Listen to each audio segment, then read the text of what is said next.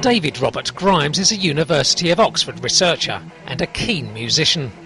He's combined his interests to devise what he says are the first equations explaining the physics of guitar playing.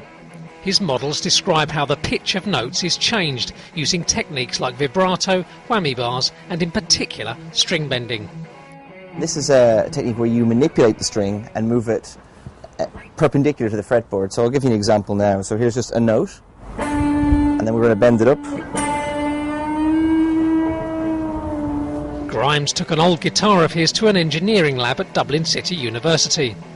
There he and colleagues stripped it down to the bones, removing strings and banging in nails at strategic positions along the fretboard. He found that the individual properties of each strings had a big effect on the change in pitch, and that, he says, could help instrument manufacturers. Definitely for someone who's designing an instrument, it would probably be quite useful. A lot of it's intuitively known already. I mean, guitarists will talk about the action of their guitars and they'll talk about the strings they buy, but that's only half the story. For rock musician Tim Briceno, playing is intuitive. When I'm playing, I'm not thinking about the physics of guitar playing at all. I'm just thinking about what note's coming next, usually. But he still agrees Grimes' research could help him in his other role as a music lecturer. This isn't his first physics lesson, though. I'm trying to go from here to here. Now, I used to do it like this with one finger,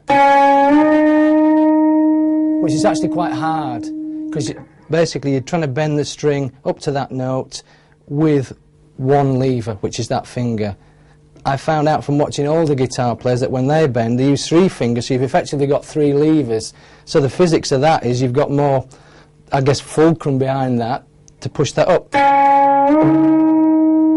can hold that there now for as long as I want.